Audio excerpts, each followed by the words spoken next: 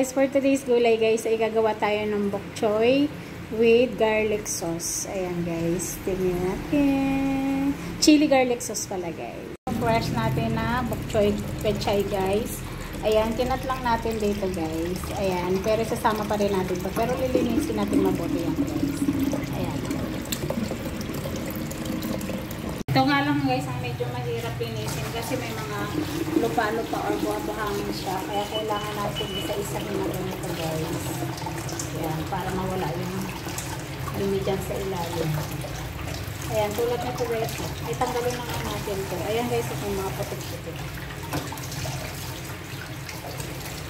Kailangan natin isa-isahin na ganyan. Para malinis talaga guys. Ayan guys, at tatapos ko rin linisan guys. Talaga naman pinagtyagaan kong kit-kitin dyan sa ilalim niyan. Kasi may mga buha-buhangin yan dyan guys sa loob ng puno ng ating bok choy guys. Ayan. Ayan guys, may kumukulo na tayong water dyan. Siyempre, ang unahin natin ito guys.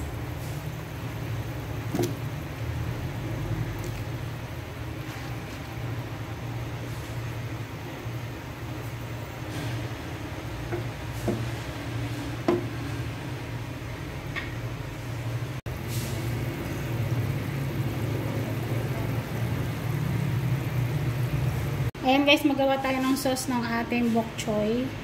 Ayan, meron ng water guys. Maglagay lang tayo ng soy sauce. Ayan. Ilagyan pa natin guys.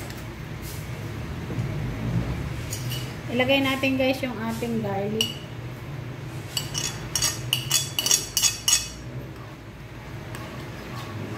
Nagamit nga pala tayo guys ng chili at saka ito guys. Tsaka yung ating garlic na yan.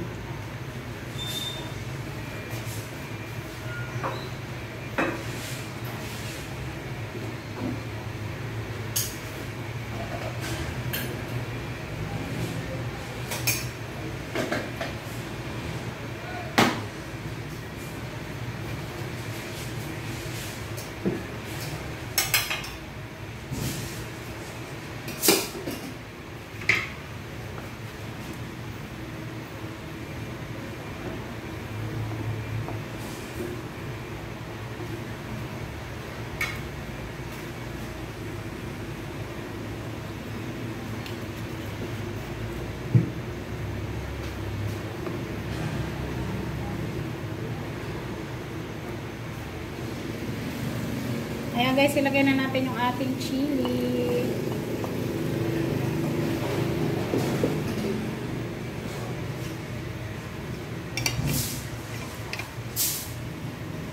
Mag-add tayo guys ng cornstarch.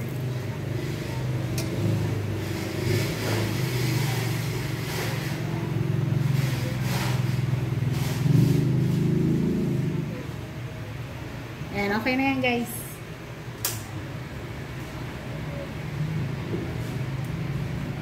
Ito na guys ang finished product ng sauce ng ating bok choy pechay guys. Ayan na. Ang chili garlic sauce.